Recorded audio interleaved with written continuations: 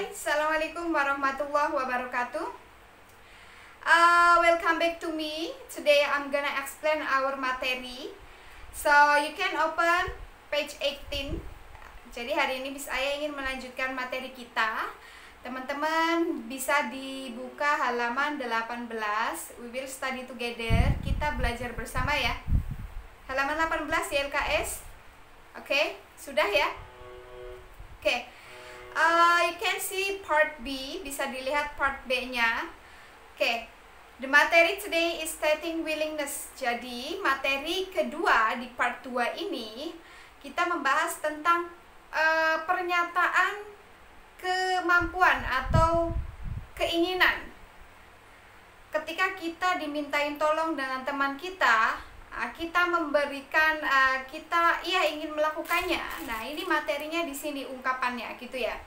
Nah, sebelumnya Miss Aya ingatkan teman-teman, kita buka lagi di materi kelas 7. Di kelas 7 itu insya Allah semuanya sudah pernah belajar yang namanya verb. Verb itu kata kerja. Udah pernah Miss Aya sampaikan. Kata kerja itu ada 4. Pertama, kata kerja atau verb ya. Verb 1, verb 2, verb 3, dan verb ing. Oke, verb 1, verb 2, verb 3, sama verb ing. Kenapa itu banyak banget? Jadi dalam bahasa Inggris kita bisa tahu kondisi kita itu dari perubahan verbnya atau dari perubahan kata kerjanya. Contohnya, kalau kita di bahasa Indonesia kan ada imbuhannya. Aku makan, berarti kira-kira dia sedang makan ya. Lagi makan. Kalau diikuti dengan kata sedang, nah berarti itu kan maknanya dia sedang melakukan. Aku sedang makan, aku sudah makan, aku belum makan. Nah itu kan di depannya ada imbuhannya. Tetapi kalau dalam bahasa Inggris tidak ada imbuhannya, tetapi perubahan verbnya itu jelas. Contohnya Miss Aya menggunakan kata it. It itu verb satunya. Eaten, eating. Nah itu kan setiap verb itu kan berubah. Contohnya Miss Aya ngomong I am eating. Nah berarti konteks kalimat di situ Miss Aya itu sedang makan. Lagi pegang garpu, lagi pegang sendok, ada nasi di depan. I am eating. Saya sedang makan. Tapi kalau misalnya menggunakan verb 2 tadi dari kata it, ate. I ate. Nah berarti misalnya sudah makan. Karena apa? Misalnya menggunakan verb 2. Kalau menggunakan verb 1, I eat, saya makan. Nggak jelas, timingnya itu nggak jelas waktunya. Jadi itu kenapa verb itu ada banyak. Verb 1, verb 2, verb 3, dan verb ing. Dibuka lagi ya materi kelas 7-nya ya. Oke, kenapa harus seperti itu? Karena kita di kelas 8 kurang lebih nanti membahas tentang verb. Oke? Nah, we can see the form, bisa dilihat rumusannya. Itu ada positif, negatif, dan juga interrogatif. Rumus yang di situ ya. Ada rumusan positif, kalimat negatif, dan juga kalimat interrogatif atau pertanyaan. Nah, contohnya, oke, kita masuk ke rumus dulu. Yang positif ada subject plus will atau would plus verb 1 diakhiri dengan titik, jangan lupa nanti kalau dalam tulisan ya. Kemudian kalau verb 2-nya subject, will atau would ditambahin not, itu yang negatifnya, tambahin not, kemudian verb 1. Dan juga untuk kalimat interrogatifnya atau bentuk pertanyaan, subject plus will atau would plus verb 1, jangan lupa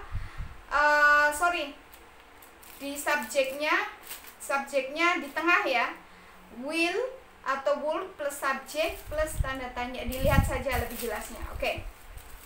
Subjek kita brush up lagi. Subjek itu apa saja? Ada I, you, they, we, she, he, it. Nah itu subjek. Benda juga subjek. Contohnya benda itu kan ada 2 ya, benda mati sama benda hidup. Benda hidup itu siapa saja? Manusia, hewan, tumbuhan, itu benda hidup. Jadi contohnya table, kalau memang dia posisinya sebagai di depan, kurang lebih dia sebagai subjek, kayak gitu ya. Nah, contohnya, Miss Aya pengen ngomong, saya membantu kamu. Saya tadi apa? Atau aku, subjeknya I will help you. Nah, tambahin lagi objeknya boleh, rumusnya ya. I will help you. I-nya sebagai subjek, will, verb satunya mana tadi? Help tadi ya, membantu. You itu objeknya. Gitu. Kalau dirubah menjadi kalimat negatif, berarti tinggal tambahin not saja. I will not help you. Nah, dirubah menjadi kalimat interrogatif atau pertanyaan, will-nya ditarik ke depan. Will I help you? Kalau dalam tulisan jangan lupa ada tanda tanyanya. Paham ya? Oke, sekali lagi Miss Aya contohkan lagi. Aku akan menutup pintu. Contohnya gitu. Jangan I terus. Mereka akan menutup pintu. They will close the door, atau door boleh, nggak ada D-nya juga nggak apa-apa, nggak berpengaruh ya D itu artinya. Nah, they will close the door. Dirubah menjadi kalimat negatif. They will not close the door. Dirubah menjadi kalimat interrogatif atau pertanyaan, berarti will-nya tarik di depan. Will they close the door? Nah, itu kan menggunakan verb 1, close. Verb 2-nya emang apa, Miss? Closed. Verb 3-nya juga closed. Verb ing-nya itu closing. Gitu ya. Sesuai dengan rumus. Oke? So, let we see the exercise atau example. Kita lihat di contohnya. In the present, menyatakan kesanggupan di waktu sekarang. Present itu sekarang. Contohnya, we can use will to say that someone is willing to do something. Jadi ketika seseorang ingin menyatakan sesuatu di waktu sekarang, maka kita menggunakan kata will. Oke? Menggunakan kata will ketika kamu ngomongnya sekarang. Contohnya, Cahyo is, itu ada petik S itu disingkat. Cahyo is really kind person. Berarti Cahyo itu baiknya itu bisa maknanya sekarang. Cahyo adalah orang yang sangat baik hati boleh. He will always help you if you need something. Dia akan selalu membantu kamu ketika kamu membutuhkan sesuatu. Nah, itu dia menggunakan kata will diikuti dengan always. Always itu di situ penekanan. Kalau nggak ada always juga nggak apa-apa. Help-nya di situ itu verb satunya. Paham ya? Sesuai dengan rumus ya. Nah, he will always help you. Nah, ini sesuai rumus. He-nya itu subjek, will-nya itu kata kerja bantunya ya yang ada di rumus. Kemudian help-nya itu verb 1, you-nya itu objeknya. Gitu ya. Number 2, we can use mana ini? Oke. Kita ini artinya ya, we can use will not atau disingkat itu won't. Ada petiknya to express unwillingness to do something. Jadi ketika kita keberatan untuk melakukan sesuatu, unwillingness itu keberatan. Ketika kita keberatan untuk melakukan sesuatu atau menolak permintaan tolong, nah kita bisa menggunakan kata will not atau disingkat won't gitu ya. Contohnya, David doesn't want to talk to me. He wants itu ya. Ada letupannya bacanya. Answer the phone. Si David itu tidak ingin berbicara denganku. Dia tidak akan atau keberatan mengangkat teleponku atau menjawab teleponku. Gitu ya. My car won't start. I will have to take the bus. Nah, mobilku tidak bisa berjalan. Saya akan menggunakan bus atau bis ya, gitu. Nah, jadi sesuai dengan rumus saja. Apa namanya? Rumusnya yang itu ya, bisa dilingkari atau di stabilo, di bold. Oke, in the past, would atau would not. Nah, yang tadi misalnya bahas di atas itu menyatakan waktu sekarang. Ketika waktunya pas atau lampau terlampau itu yang sudah dilakukan, maka kita menggunakan kata would. Nah, berarti bedanya will dengan would, kalau will itu digunakan untuk waktu sekarang, tapi kalau would itu digunakan untuk waktu yang sudah berlalu atau past. Oke, paham ya? Cahyo was a really kind person. Kalau di atas dia menggunakan kata is. Cahyo is a really kind person. Kalau yang di atas ya, dia baiknya itu sekarang.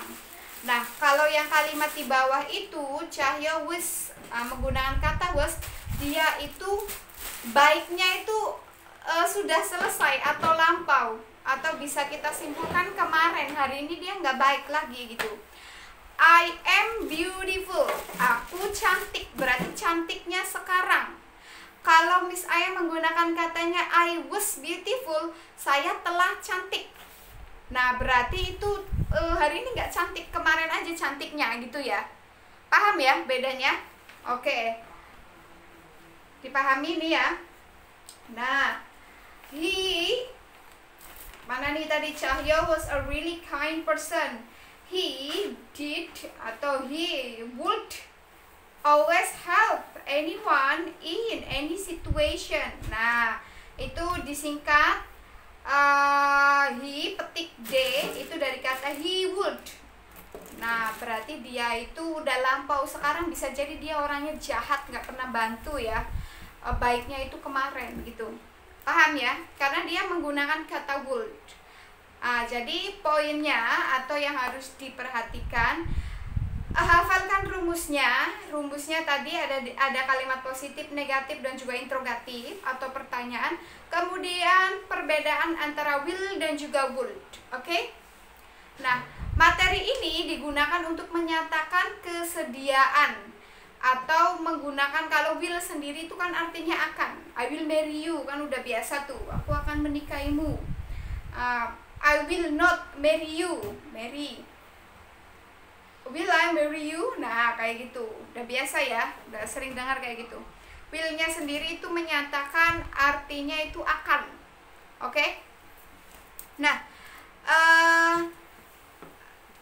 perhatikan Miss Aya tidak banyak menulis di GCR tugasnya apa atau materinya apa, ini supaya teman-teman nonton.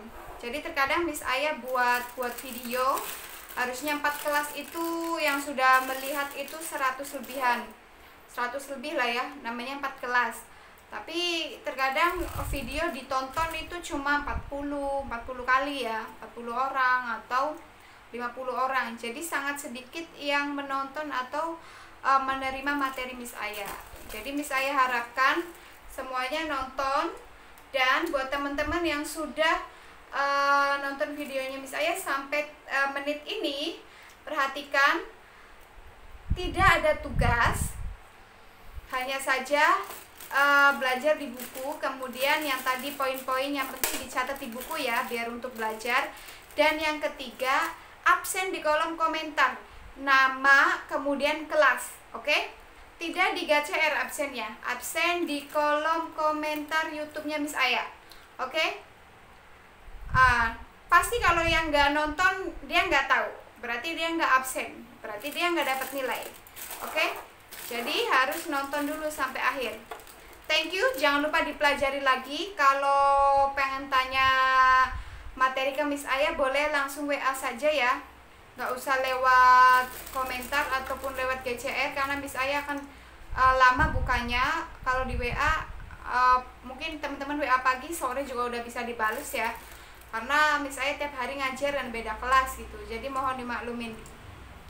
Thank you guys for today, have a nice day. Jangan lupa terus belajar, gunakan media YouTube-nya Miss Aya untuk belajar. Jadi jangan disia-siakan Miss Aya buat video. Buat video itu bukan hanya untuk melihat mukanya Miss Aya, itu nggak penting. Makanya Miss Aya di gelap-gelapan juga nggak penting buat Miss Aya, penting suaranya jelas ya, dan teman-teman nerima materinya jelas juga.